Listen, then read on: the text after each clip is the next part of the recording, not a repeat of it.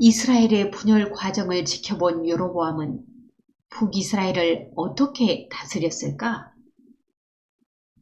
그는 솔로몬처럼 우상 숭배하지 않고 하나님께 순종했을까? 그가 다스렸던 북이스라엘로 가보자. 여로보암은 에브라임 산지에 세겜을 건축하고 거기 살며 분이엘도 건축했어. 여로보암은 마음속으로 생각했어. 나라가 이제 다윗의 집으로 돌아가리라.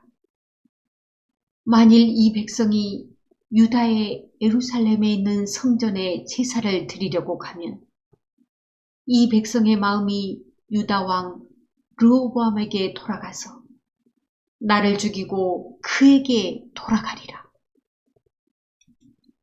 그래서 그는 금송아지 둘을 만들고 백성에게 말했어. 너희가 다시는 예루살렘에 올라갈 것이 없도다.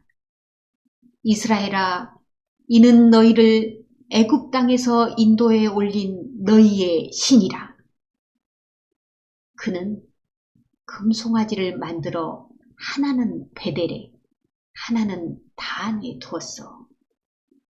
백성들이 그곳에 가서 금송아지를 숭배했는데 이 일이 죄가 됐어. 또 여로보암은 산당을 짓고 레위 자손이 아닌 일반 백성 중에서 제사장을 세웠어. 그는 하나님께서 정하신 절기를 바꾸어 버리고 베델에 쌓은 단에 올라가서 분향했어. 그때 하나님의 사람이 유다에서 베델로 왔어. 여로보암이 제단 곁에 서서 분향하는 것을 보고 그가 외쳤어. 다나, 다나, 여호와께서 말씀하시기를 다윗의 집에 요시아라 이름하는 아들을 낳으리니 저가 내 위에 분향하는 산당 제사장을 내 위에 제사할 것이요 또 사람의 뼈를 내 위에 사르리라 하셨느니라. 하나님의 사람이 제단이 갈라지고 그 위에 있는 재가 쏟아지리라고 징표를 제시했어. 여로보암 왕이 하나님의 사람이 외치는 말을 듣고 제단 위로 손을 내밀며 저자를 잡으라고 소리쳤어. 그러자 저를 향하여 편 손이 말라 다시 거두지 못했어.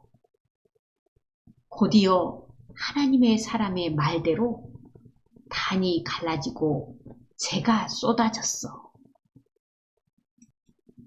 왕이 하나님의 사람에게 말했어. 청컨대 너는 나를 위해 네 하나님 여호와께 은혜를 구하여 내 손을 다시 회복되도록 기도하라. 하나님의 사람이 여호와께 은혜를 구하니 왕의 손이 다시 회복됐어. 여로보암은 그를 자기 집으로 초대했지만 하나님의 사람은 거절하며 말했어. 왕께서 왕의 집 절반으로 내게 준다 해도 나는 왕과 함께 들어가지 않겠나이다.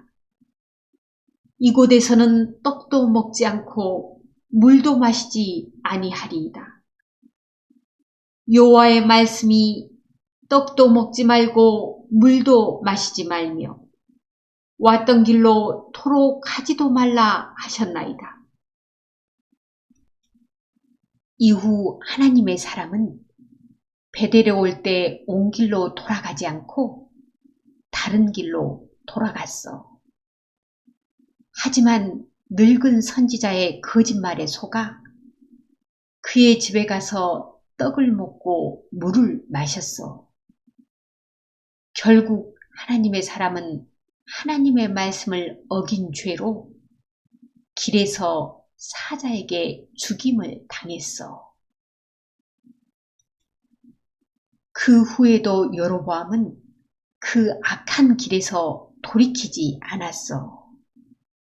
누구든지 자원하면 그 사람으로 산당의 제사장을 삼았어. 이 일이 여로보암 집의 죄가 되어 여로보암 왕조는 그의 아들 나답 때 몰락하고 말았어. 여로보암은 자신이 만든 금송아지를 애굽에서 이스라엘을 해방시킨 신이라고 불렀어. 지금 시대에도 얼마나 많은 사람들이 형상이나 성상을 하나님이라 생각하며 그것을 숭배하고 있는지 몰라. 무엇이 사람들로 하여금 하나님이 아닌 형상이나 성상에 기대어 살게 하는 걸까?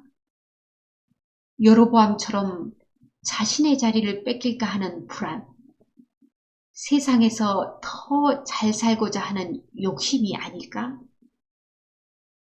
우상은 사람들의 불안과 욕심, 그리고 하나님에 대한 무지가 만들어낸 허상이 아닐까? 자, 그럼 오늘은 여기까지 할게. 사랑해.